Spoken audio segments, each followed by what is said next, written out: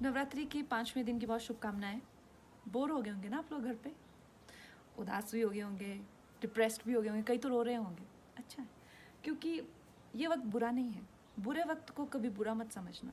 बुरा वक्त एक्चुअली में ओनली अच्छा वक्त होता है। अब आप बोलेंगे मैं तो फिलॉसफी चाह रही हूँ, ऐसा नहीं है।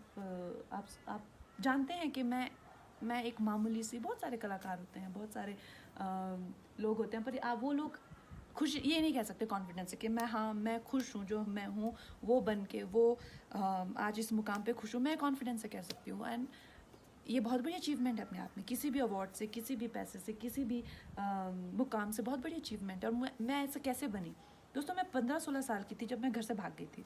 मुझे ऐसा लगता था कि जैसे मैं मतलब हाथ उठाऊंगी और तारे तोड़ ले आऊँगी। मेरी माँ कहती है कि एक बार मैंने बारिश में नाचते हुए तुम्हें देखा, आधा घंटा तुम ऐसा लगा था जैसे आसमान को से कुछ खींचने की कोशिश कर रही हो।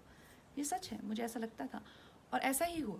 जैसे ही मैं घर से भागी, 1.5-2 साल में मैं एक फिल्म स्टार थी, एक ड्रग एडिक्ट थी। मेरी ज़िंदगी में इतने सारे कांड चल रहे थे कि मैं ऐसे लोगों के हाथों में लग चुकी थी कि जहाँ से मुझे शायद मौत ही निकाल सकती थी।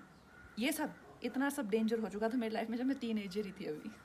तो सोच लो मैं कितनी खतरनाक हूँ। एनीवे, सो उसके बाद हुआ यूँ कि मेरी ज़िंदगी में एक बहुत अच्छे शख्स आए, मेरे मित्र, जो उस टाइम एक स्ट्रगलिंग फाइट मास्टर थे। तो उन्होंने मुझे योगा मित्रता हुई तो उन्होंने मुझे योगा कराना शुरू किया। एक दिन उन्होंने कहा आंखें बंद करो। आंखें बंद की तो मैं रोना रोना रोना रोना रोना रोना रोना ही ना रुके। तो कहते यार बड़ी अजीब लड़की, आंखें ही नहीं बंद कर सकती, तो मेडिटेशन कैसे करेगी? तो उन्होंने मौका मिलते ही मुझे एक बुक दे दी, राजा योगा।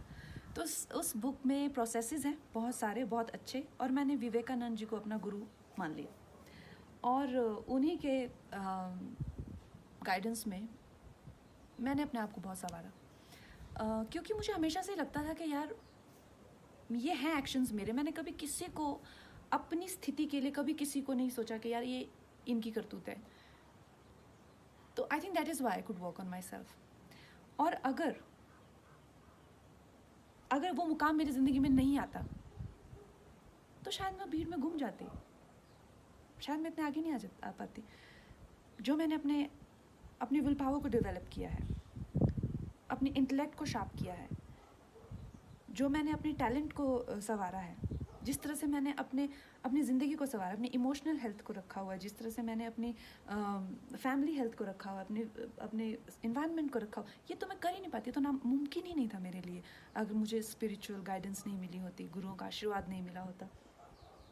तो इस मुकाम की बड़ी अहमियत है। और जो प्रोसेस मैंने किया था, ब्रह्मचर्य का मैंने सहारा लिया था 2-2.5 साल।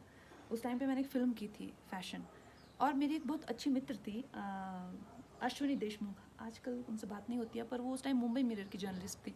तो उन्होंने देखा यार तुम क्या करती हो, सिर्फ सफ़ेद वस्त्र पहनती हो और उबला हुआ खाना खाती हो। तो मैंने उन्हें बताया, तो उन्होंने एक बड़ी भलती हुई सी स्टेटमेंट लिख दी कि कंगना टर्न सेलिब्रेट। तो ब्रह्मचर्य इज़ नॉट अबाउट सेलिब्रेसी और नॉट जस्ट अबाउट सेलिब्रेसी। ब्रह्मचर्य के बहुत अच्छे अच्छे प्रोसेसेस होते हैं, और उससे जो है आपकी एनर्जी को, अगर आपको बिल्कुल अपने हाथों में लेना हो, अगर आपको अपनी लाइफ की जो गाड़ी की ब्रेक है या क्लच है, सब अपने हाथ में, व्हील अपने हाथ में लेना है, you need to do processes like that. And specially अगर आपके पास ऐसी वॉलेटाइल एनर्जी हो। तो दोस्तों कहने का मतलब ये है कि इस वक्त का फ़ायदा उठाइए। बुरा वक्त ही ओनली अच्छा वक्त।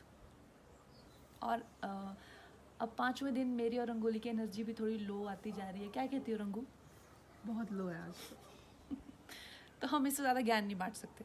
कट।